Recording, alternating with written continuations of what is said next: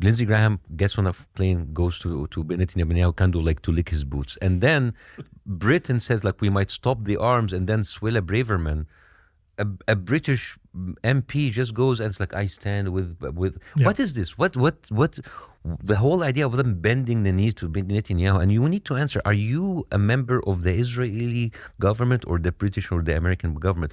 And people see that and they don't see nobody asks, where does your loyalty lie?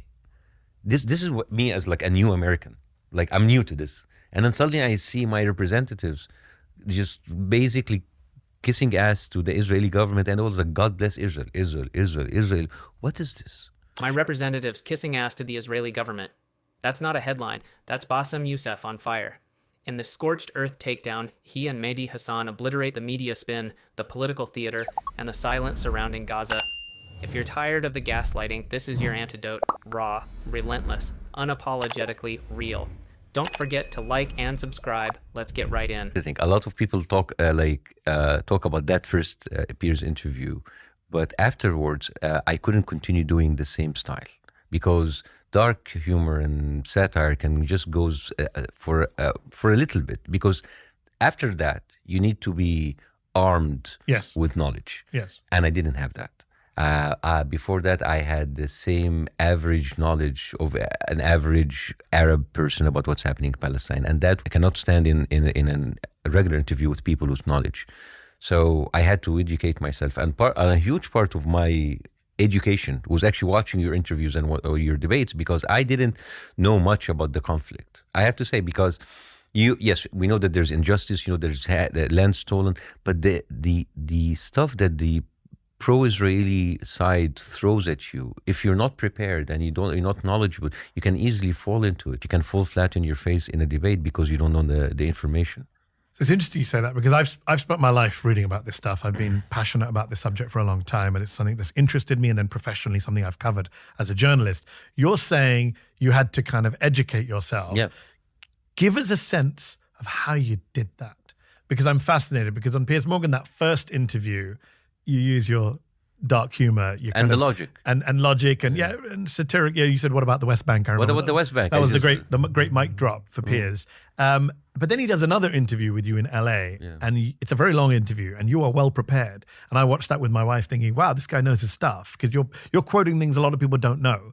And since then, you've been doing that a lot. I watched you with Chris Cuomo, Bassem, and you said, he talked about river to the sea, this phrase that's on placards on college campuses, which is now seen as an anti-Semitic phrase, a hate-filled phrase, a genocidal phrase. And you pointed out that river to the sea is in the Likud Party charter from, I think, 1977. And I recited it for him.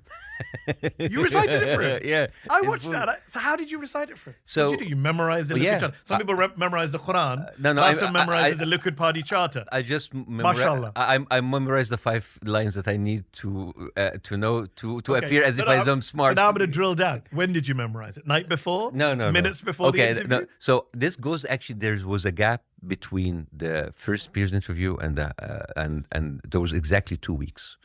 And when I went into the first Piers interview, I didn't know what to do other than I needed to make an impact and a splash. So I went there with all of the sound bites and the stuff that would stay with people, like Israel is narcissistic psychopath, Israel is like Homelander, not Superman. And my goal is to make a huge splash in order to force him to sit with me one-on-one. But I didn't have a plan what to do on the one-on-one, because when there's something that people don't know. When Piers came to me in Los Angeles, he told me, I was surprised and I didn't know what to do. I didn't expect that. So he came to the second interview thinking that I would be doing the same style. But I surprised him again with like a kind of decent knowledge about the issue. And I'll tell you how I did that. After the first interview, I called all my friends, like, I don't know what I'm going to do in the second interview. I don't have knowledge. Maybe it's a couple of zingers, a couple of sound bites, but I don't know how to continue.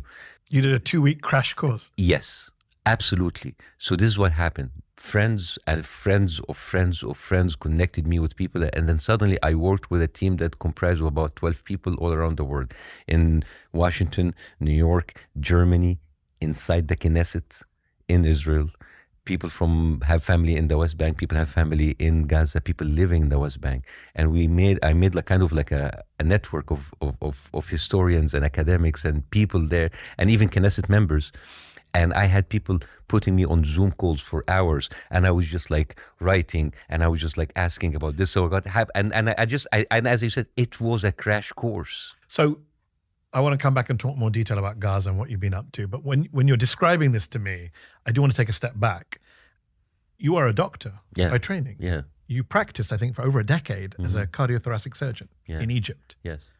That takes a lot of skill, ability, and memory. Memorization. And I'm just trying to picture you studying on Gaza. Yes. Is that how you studied for a medical degree? I had stick notes, and I had So a young beardless Bassem in Cairo is under the lamp, under the studying away. I am studying. Is that how you've always been, a nerd? Yeah. Yes. Yeah, because I wasn't good with girls, so I had to. So before you got the guns, yes, you were a nerd. Yes. I'm just wondering the order of events. Did the biceps come first, or did the brains and the? Okay, you want to know something personal about me? Okay, maybe, I'm not sure if I do, but go on. When I went to middle school, I come from a middle-class family. My dad was a judge and my mom was a university professor. And they put me in a school that was still opening. It was this new wave of international schools in Egypt. At that time, that was one of the most expensive schools, 5,000 Egyptian pounds. That's like $1,300 a year. That was a huge thing in 1986. Yes. I go in with the richest people in Cairo, in Egypt.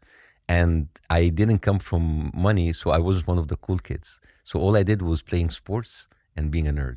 So I did all of the school teams, and I was a nerd. So all of my life, I was just, I think I went even to medical school because in my mind, I didn't want to have that much of a free time because I didn't know what to do with the free time because I didn't have the luxury to go out. So I said, like, all right. So when people say, like, go out, it's like, I'm busy, I'm studying. So this is how I got into medicine. And actually, I used that in studying in a crash course for 2 weeks for the second interview because, you know, everything that we say would be, every slip up. Yes. It's going to be magnified. Piers Morgan, if he watches this, will be so happy that you treated him like medical school. I did. This is the anatomy of a political awakening. Bassem doesn't just drop sound bites. He rebuilds himself from comic to combatant. He understands that charisma alone won't dismantle a media regime that's armed with talking points. The fact that he studies, builds a research team, and re-enters the arena with facts, not just fury, is a masterclass in responsible advocacy. Most viral figures flame out. Bassem chose to level up. Do you think a difference is being made this time around? Yes, I think it is. Because one of the biggest differences, Mehdi, is this whole thing about anti-Semitic thing. You're anti-Semitic. It doesn't faze people anymore. It doesn't scare people anymore. It's actually became one of the most laughable accusations. Anti-Semitic. You know, when you use... When Chuck Schumer is accused of being anti-Semitic, the most senior Jewish member of the United States government, hardcore supporter of Israel, when you use that on Chuck Schumer, it loses all value. And, you know, can I just add something here? I actually am not happy about anti-Semitism losing value because anti-Semitism is horrible. It's a real problem in our society. It's actually on the rise in the United States of America, where we live. And the problem is, if you throw it willy-nilly everywhere, if you throw it at every Israel, then when the real anti-Semites are marching, Jews will not replace us. When they're marching in the street, when they're attacking synagogues, unfortunately, it won't have the same value because it's been used on Chuck Schumer. It's being used on Palestinians. This is what it looks like when a political narrative collapses in real time. The charge of anti-Semitism, once a chilling accusation, is now so misused it's becoming a meme. And that's dangerous. When Mehdi and Bassem point out how even pro-Israel Jewish politicians get smeared, they're not downplaying anti-Semitism, they're exposing how its overuse erodes its meaning, which ultimately harms real Jewish safety and silences legitimate dissent on Gaza. Let me ask the big question that's hanging over all of this. Why do you care? Honestly, I didn't care before October 7th. I mean, or didn't care. I thought that this, like, the Palestine-Israeli conflict is a chronic conflict, and it's never going to happen because even the Arab states are not even like supporting Palestine. They're all, most of them are complicit. There's no point. But after October 7th, and when I started to educate myself, as I told you, my knowledge was below average. And I said, like, how is this happening? This is beyond human. And you know, some of the things that's happening, people don't talk about. Like, we talk about humans, but we don't talk about land. There's two things I want to talk about: environment and agriculture. Right now, because of what's happening in Gaza, the environment in Gaza is, I think one of the things that Israel is trying to do is making Gaza totally uninhabitable by humans. There is so much asbestos and so much heavy metals, and you can see that the air on Gaza is different. The way that they have they bombed in, like, the amount of bombs they bombed in 6 days, more than America bombed in 1 year on, I think, on Iraq, Iraq. It's crazy. So all of that bombs and all of that nitrate and all of that white phosphorus and all of that actually, Gaza now is really unlivable. It makes it impossible for people to come back. But before that, remember how Israel is promoting itself all around the world as like they're making the desert bloom. We have the best. They don't tell you that they use the Palestinian land as a dumping ground. All of the sewage, all of this, they dump it into the Palestinians. Palestinians are not allowed to have any agricultural land outside of Area C, which is the most fertile in all of the West Bank. Yeah. Palestinians are not allowed to dig for wells. They're not allowed to dig to expand their wells. They're not allowed, even if they would put rain cisterns to collect rainwater, it's being removed by the occupation. Not even allowed to collect rainwater. And there is like a very interesting story. Have you ever heard about the only Palestinian mushroom farm? No. It's called the Amuru Mushroom Farm. It was 10 years ago. There was no mushrooms other than Israeli mushrooms. It was the white-capped mushroom. It's edible. It's not that kind of mushroom. It's not that kind of mushroom. Let's just clarify. It's good white-capped mushroom. And there was no Palestinian, only Israeli mushrooms. And then a group of Palestinians, and they were actually tech engineers. They didn't know anything of farm. They taught themselves how to farm. They had to revive ancient methods to collect water and to agriculture. And they started to actually do this mushroom farms. And they from one farm they had more than 30 or 40% of the market. So what did the Israelis do? They started to hold their spore shipments from the Netherlands, the one that they used to plant them, in their ports in the Ashdod port, and they would put them for month and month and month and month, crippling the business. So there's a ways of occupation other than there's the brutality, there's the killing, there's the taking of the land, but there's other ways. They are destroying the land. They are removing any kind of hope for those people to be in the land. Do you know, of course, about the black goat? No. The black goats is indigenous for Palestinian land, and it is just like made for this kind of environment. And in 1950s, they banned black goats.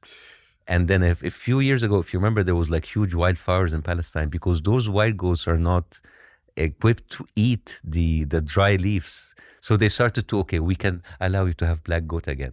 They, as a matter of fact, they had to prevent Palestinians to get za'atar, to collect za'atar. It's wild, and they started to actually have people that have za'atar, to give them more fines.